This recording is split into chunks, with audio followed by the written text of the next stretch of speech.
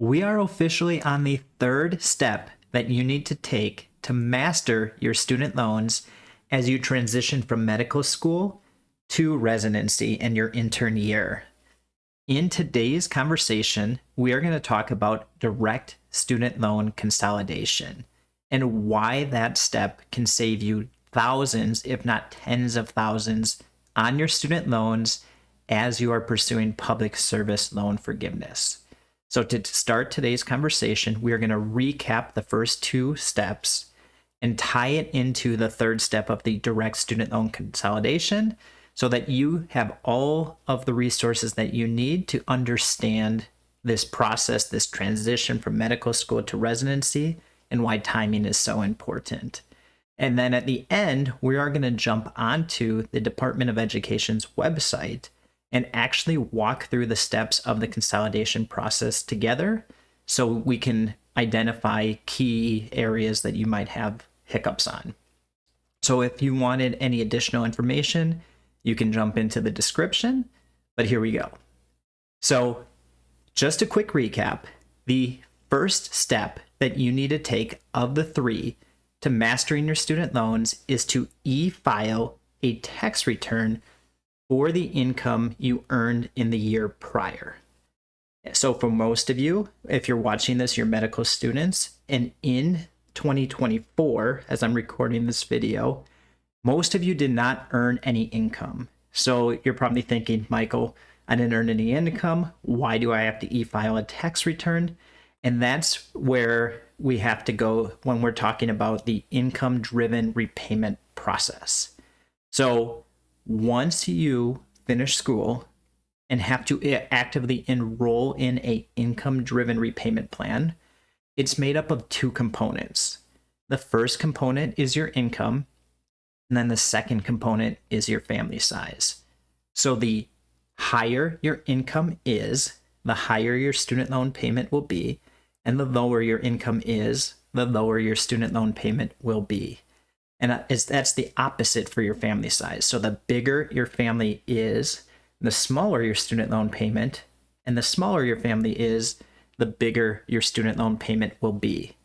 So when you enroll in an income-driven repayment plan, what you need to do is prove the income that you earned in the year prior. So for most of you, if you do not have a tax return on file, the way that you have to prove your income when enrolling in an income-driven repayment plan would be the first pay stub you earn intern year. So what they do is they take that pay stub and extrapolate out what your salary for the year would be. So in most cases, if you're around 60,000, 70,000, that means your monthly student loan payment could be as much as $300 to $400 plus per month. Now, if you wanted to receive a $0 student loan payment, which is the whole purpose of video number one, the filing your tax return is the proof that you need, the document that you need when enrolling in an income-driven repayment plan so that the Department of Education, your student loan servicer, knows you didn't earn any income in the year prior. So that e-filed tax return at $0 is your proof that you didn't earn anything in medical school, so that instead of using your first paycheck, you get to use a $0 tax return, so your first year of student loan payments could be as low as $0 for most of you. So the second step then is once you finish school, you'll have to log on to studentaid.gov and go through the student loan exit counseling. And essentially what that is, it's really just a clicking through process where it's trying to give you the best resources that it can. So the Department of Education puts resources together to help you make your repayment decisions. So it's more generic than our conversation that we're having, but it tries to teach you the repayment process, the consolidation process, which income-driven repayment plans you're eligible for. So it's just a general education more so. The one key thing that is important on there is the beginning of that process makes you update your contact information. So as many of you are transitioning from medical school to training, just make sure that you have a more permanent address on file. So if there are updates, your servicer and the Department of Education can reach you. All right. So now rolling into the third step. So let's take one step back and we're going to talk real quick about your student loan timeline. So when you are in school, when you're in medical school, your student loans are in a status called a in-school status. And what this is a period of time where you're not required to make any payments on your student loans. So if you think about it, right, you are in school, you are not making student loan payments. That is the purpose of in-school status.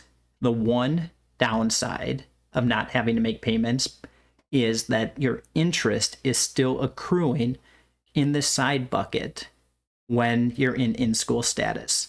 So yes, you don't have to make any payments, but your loan balance technically is growing during that time. So once you graduate medical school, your loans then flip out of the in-school status and go into a grace period status. And what this is a 6-month period of time where you are still not required to make any payments on your student loans.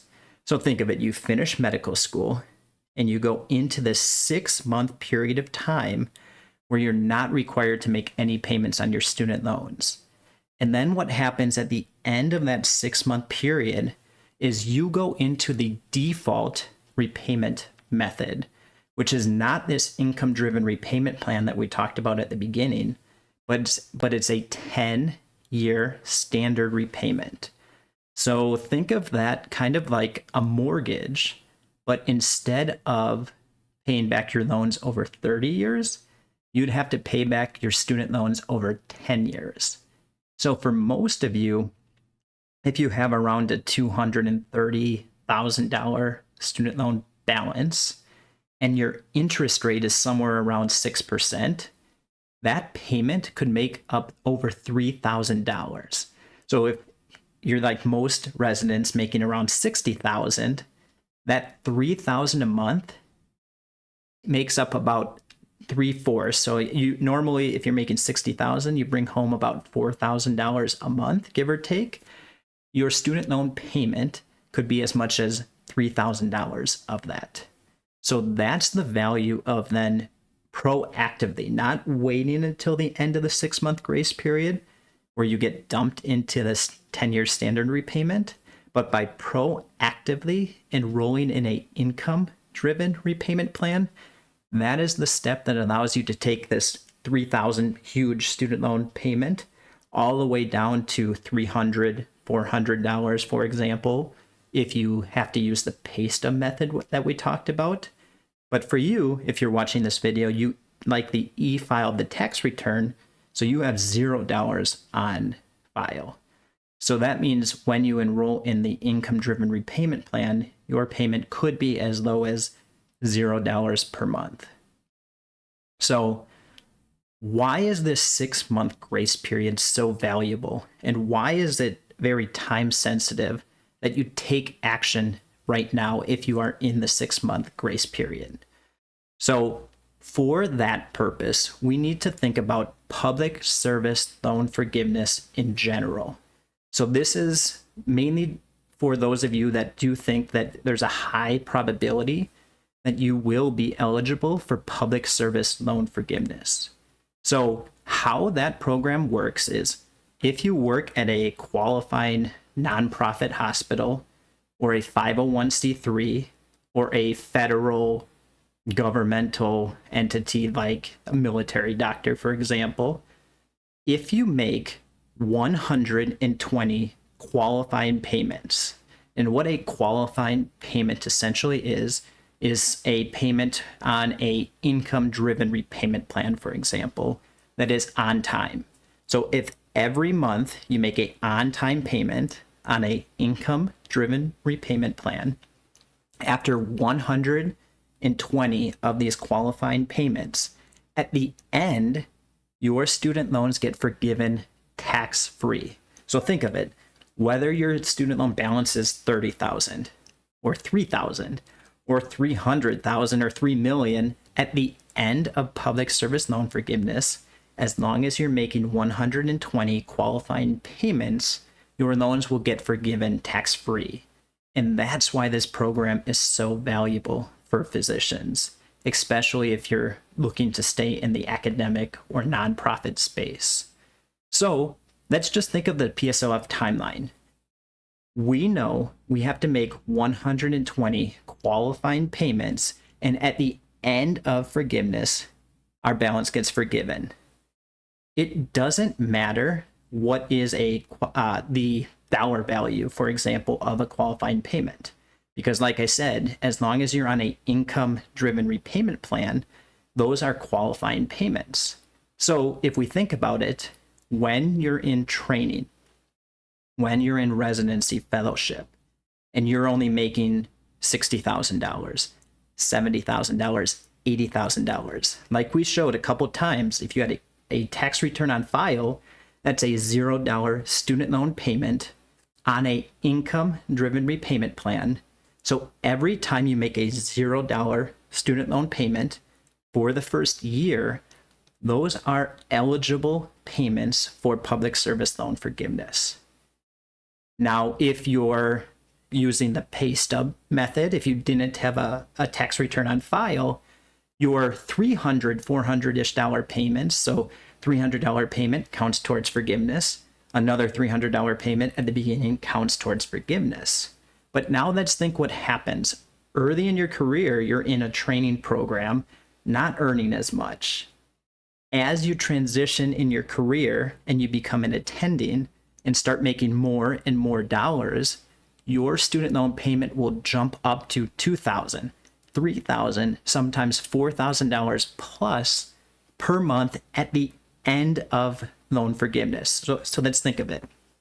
Every payment you make in an on-time payment in a eligible income-driven repayment plan counts. So early on, a payment counts, a payment counts, a payment counts. So early in your career, these are low payments. But as you become an attending and your salary increases, every month at the end now is going to be thousands of dollars, thousands of dollars, thousands of dollars. And those are needed as qualifying payments when your income is higher. So what you get to do is, or I guess the strategy would be, the more payments you can make earlier in your journey, the more $0 student loan payments that count towards public service loan forgiveness at the beginning, that many payments at the end of public service loan forgiveness you don't need to make when your payment is higher. So let's just think we're going to use the e-filed tax return as an example. If your first payment, eligible payment, is $0, and you were able to make that right away when you start training, so in July, $0, that means at the and then we'll go another month, $0 in August, and then $0 in September. That means you have less, or those are counting towards loan forgiveness. Now what ends up happening is, if you delay starting your payments, if you couldn't start them in July, but instead started them in October, November, December, that means that $0 payment in July isn't counting because you're not making it. And then another you're not making, and then another. So there's maybe a 4 or 5 month period where you're not making eligible payments because you're not in a repayment plan. You're in this 6-month grace period that we talked about. So at the end, every month you're not making a payment at the beginning, it tacks on an additional month at the end of loan forgiveness because you haven't started yet.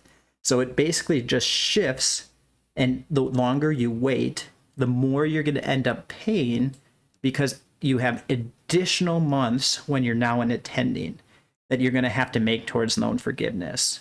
So the strategy we're about to go through on the studentaid.gov website is going to be, we get to, right after you graduate and finish your student loan exit counseling, You get to actively consolidate your student loans. And during that process, there's a step that allows you to trigger getting out of this 6-month grace period. So if we don't take any action during the 6-month grace period, a month passes, and we get to the end, and you're forced to do something. So instead of waiting those 6 months, what we're going to attempt to do in this step is end the 6-month grace period early. And if you have a tax return on file, it doesn't matter because it's going to be a $0 student loan payment when you start. But the more we can push up that first student loan payment, that means at the end of loan forgiveness, there's 1 less month you're going to have to make, 2 less months that you're going to have to make at this attending salary. So the goal with public service loan forgiveness is we want to pay as little as possible into our forgiveness, into our student loans, so that we have more money at the end that's going to get forgiven. Because like I said, regardless of $30,000 or $300,000, the balance gets forgiven tax-free. So the step of consolidation as a principle is when you're in undergrad, you might have 1, 2, 3, 5, 10 loans. Then you took time in medical school where you most likely racked up additional loans. But the idea of consolidation at a high level is you're taking all of your student loans, blending them together, and once you do that step, instead of all of these different loans, you have one loan with one weighted average interest rate. So it ends up being a little easier to manage as you go. Instead of 20 plus loans to deal with, you'll have one loan with all of your smaller loans mashed together to get a weighted, and that loan has a weighted average interest rate going forward. But in the consolidation application is where you're also going to pick a income-driven repayment plan to go into. So what we're about to see is when we're on the consolidation application, it's actually a 2-step process. The first step is the Department of Education is going to consolidate your loans and basically push them all together into one. And once that happens, they kick it over to your student loan servicer. And once at your servicer, that's a second step where they're going to actually attach the income-driven repayment plan that you chose. So first, it gets consolidated, and then step number 2 is the income-driven repayment plan gets attached. So now we're going to jump into the studentaid.gov website, and we're going to walk through the actual application together. All right, we are officially on studentaid.gov, and this is the central hub that you are going to initiate actions on your student loans. If you recall from step number 2, this is the step that you took to go through the student loan exit counseling as well. So we're going back and we're now going to start a consolidation. So to do so, we're going to navigate to loan repayments, and under prepare and apply, we're going to click consolidate loans. So I don't have any student loans that I can show you myself, so I'm going to go through demo mode, but this is going to look a little bit different maybe for you. So we're going to go under direct consolidation loan application, and you're going to log in. I am going to view the demo. Informational purposes. Okay. So once you're logged in, it will prompt you in the similar approach. The first is going to confirm your personal information. Then we're going to select which loans to consolidate. We're going to choose a repayment plan. We're going to provide some references, which is typically to parents or people that you trust as just like sources for if maybe the student loan servicers can't reach you. And then there's basically an agreement and you go into a review process. So we're going to continue. This is a step that I will let you guys do yourself. Just make sure that this information is accurate. It should be, because in step 2, you did the student loan exit counseling and it was updated in that step. But if you maybe moved in between and now you're doing this step, just make sure you have a permanent address and not your medical school address on file if you ended up moving. So you'll make sure this information is accurate, and we will continue. Then you're going to be asked about your employment information. So put your residency program information here, and we'll continue through that. So the next step, so this is the first step that sometimes causes hiccups.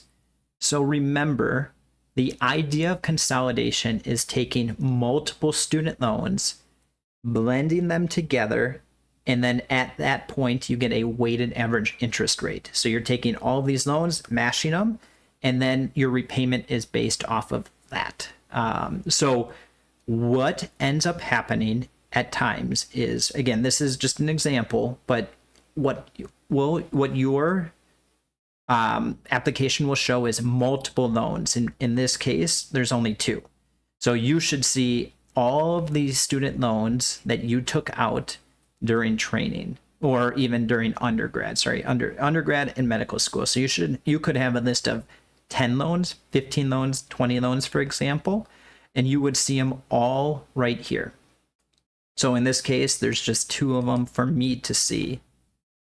What occasionally happens, and what you have to be a little careful on, is you want to make sure every single one of your student loans is attached to the application, or to the consolidation application. So what's kind of weird about this process is it doesn't necessarily, you don't have to put all of your loans into the consolidation, but it makes sense if you're pursuing loan forgiveness. You in theory could only have 1 or 2 loans that go into the consolidation. So what you want to do is just make sure every single one of your student loans is checked. And there are times where they aren't all listed out here. And what would end up happening is when you do the consolidation, you might have this one big student loan, and then a few loans don't get attached to it.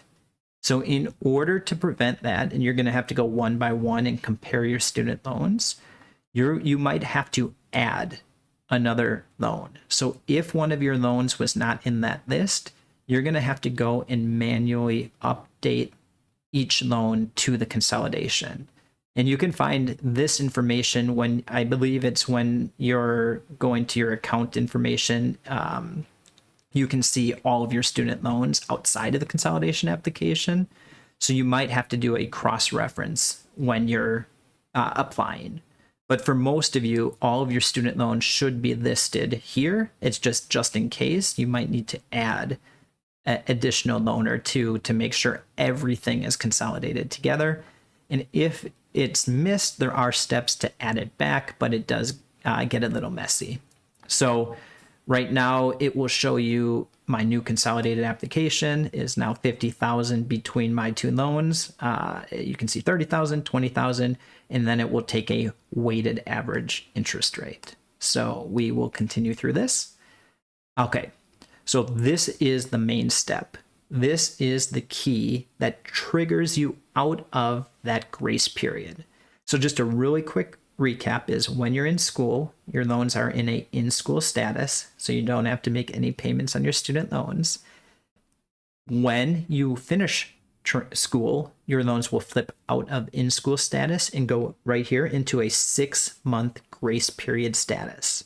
So this is also a period of time where you don't have to make any payments on your student loans. But like we talked about for public service loan forgiveness, we want as many of our lower income IDR payments to count early in your journey versus later on. So this is the step that allows us to trigger as early as possible when you get out of grace period. So I am not allowed to click here, for example, but when you click this drop down, you're going to be given an option of 1-month delay, 2-month delay, 3-month delay, etc. So the one that you're going to want to pick is do not delay processing the application. I don't remember the exact words, but there's one that says either start immediately or like do not delay processing this application. because we want it to, as soon as it's submitted, go into the queue and try to get this consolidation to happen as quickly as possible. So in our case, we can use those $0 student loan payments right away. So in this step, why it's so important is you'll click the drop down and say, do not delay processing. So we will continue through this. All right. It will now ask you to choose your student loan servicer. You can pick your current servicer. It will tell you where it is, I believe, up here. In the past, MOHELA is where all of the public service loan forgiveness applications, there's going to be a step we're about to get to that say, I'm trying to pursue public service loan forgiveness. So if that was clicked, all loans went to MOHELA. I'm not exactly sure, they've been making so many changes what happens. But in this step, you can either pick your servicer or MOHELA. And then when you select going for loan forgiveness in the next step, it will kick it wherever it needs to go. So either pick your loan servicer or MOHELA. Oh, here we go. Are we consolidating for public service loan forgiveness? In this case, we are going to select yes. So once this application is done, it will kick it to one of the servicers that processes PSLF. We'll continue. Okay, so the next step is how to pick your income-driven repayment plan. So, or I guess it gives you two options. One, you pick your income-driven repayment plan, or you can go and do that mortgage type size payment. You can go into a more traditional repayment. But for you guys, you are going to want to choose a income-driven repayment plan. So we're going to select this and we'll continue. All right, it will kind of give you a disclosure. We're going to, okay, so what this step is authorized to retrieve federal information. So and this is a new addition in the last year or so, but during this application process, what ended up happening is every year when you're on an income-driven repayment plan, you're required to show proof of your new income. Otherwise, right, if you filed it once, you can't use that $0 payment for the 10 years. Every year, your payment gets adjusted on your IDR anniversary date to reflect your new income.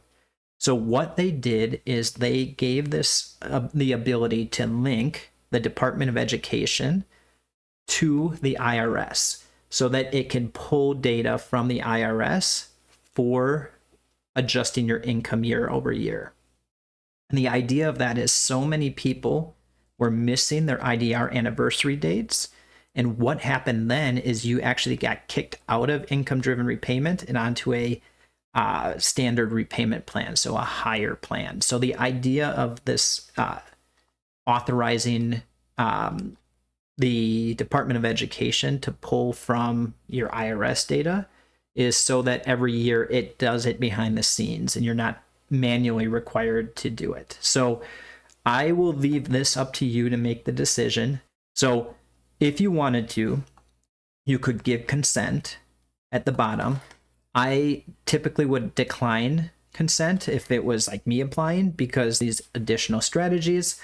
But then you just have to know, and it will give us a warning in a little bit that you are going to have to manually upload a tax return every year when you're applying for the IDR payment adjustment on the anniversary date. So I'm going to decline just for this. And this is that warning that tells you that you're going to have to do extra work, basically. Then it's just going to ask some questions. Am I married? No. Has my family size changed recently? For most of you, that's probably no. All right, so then we are going to continue.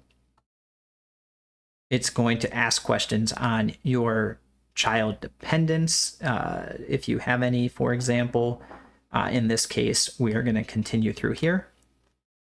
Did you file taxes for either of the past 2 years? So in this case, if we e-filed a tax return, that's a yes. If you didn't, you'll have to select no, and it will prompt you to upload your first pay stub when you get to that step. Has your income significantly decreased since you filed taxes? No. Do you have taxable income? So this step is yes, right? When we e-filed our tax return, we used a bank account. So we did receive earned income, interest income that was used to generate the tax return. So in this case, we do have taxable income. All right, so this now is the step where we're going to upload. I can't do it, but you can upload your tax return. So upload the e-filed tax return that you just did. If not, you have to use a W-2, a pay stub, an employment letter, for example. But for us, we're just going to upload that 2024 tax return and click continue. Okay, so this step, you're probably going to have to do a little research on your own. I'm going to try to give you some tools that you can use, and there will be more in the description. But this is the step where you want to pick your income-driven repayment plans. I don't have time in this video to walk through step-by-step which plans are better for you, and I can't based on your situation. But I do have 2 resources for you to try to make the determination. So if you follow me on Twitter, I share this a lot. You can go Dream Bigger LLC. Look for me. I do a lot of student loan updates. But there is a table that walks us through which plans you're even eligible for. And why that becomes important is there are actually, if you see here, 2 income-based repayment, IBR plans. There's a old repayment plan, and then there's over here a new repayment plan. And what that means is there's 2 different calculations for calculating your student loan payment. So old IBR has a higher payment than new IBR for most of you. So what this table shows you is which plans you're eligible for based on your dates. So if you have any loans from October 1st, 2007 or earlier, you're only eligible for ICR and old IBR. And for most of you, you probably don't want to choose ICR, but I'll let you kind of dig into that yourself. So if you have loans after October 1st, 2007, you have more opportunities. And then if you have loans after July 1st, there's even additional opportunities. So I have a post that I will share, which IDR plan am I eligible for, and it will walk you through what plans you're eligible for. So in this example, just for our purposes, I'm going to select income-based repayment under the assumption that I have access to new income-based repayment. So my loans were earlier. I have newer student loans. So a lot of you guys are going to be eligible for that. If not, I would probably choose pay as you earn. And this could change. Right now, this is based on the information that we currently have. And during this we're actually in the middle of a negotiated rulemaking where they're trying to make changes to your student loans. So right now there's 3 options that you have. It may change in the next couple months, just depending on what ends up happening. So we are going to move forward with income-based repayment. And that's more or less it. So now we're going to add our 2 references. We are going to scroll. This is essentially your agreement. So what you're agreeing to during the consolidation. And then we're going to agree or review some more. Continue. More terms. You can read this. It gives you kind of a high-level overview of what we were just talking about. This is the last of 4, I believe. This one's long. All right, so then you have to agree to the terms and conditions. So agreeing, and then we'll continue. And then it's just a recap. We're going to continue through that. And just like that, we're going to sign and it will automatically date it. And that's what triggers your application to go into the queue. So remember, the first step is the consolidation, blending all of your loans into one. It kicks it to your servicer, and they will attach the income-driven repayment plan that you pick, whether it's pay, IBR, or ICR, which likely is not going to be the case for you, ICR. And then during this step, remember we said we're going to end the grace period as early as possible. And hopefully after this step, using your $0 tax return, those payments will start counting towards loan forgiveness earlier in your journey. So just one last call out is there are a ton of moving pieces right now, and the student loan servicers are really backed up. So this is going to give you the best opportunity for these payments to count as soon as possible. Unfortunately, there's not a great timeline I can give you as to when the applications actually do end up getting processed. Because in the past, it was pretty seamless. It was 4 to 6 months. Everything was finished. But because of there's a save injunction, so there's a lawsuit going on for a old repayment plan, there's a lot of uncertainties right now, including how long it takes for your application to process. So if you have any questions, let me know. If not, best of luck, and I wish you all the best as you start training.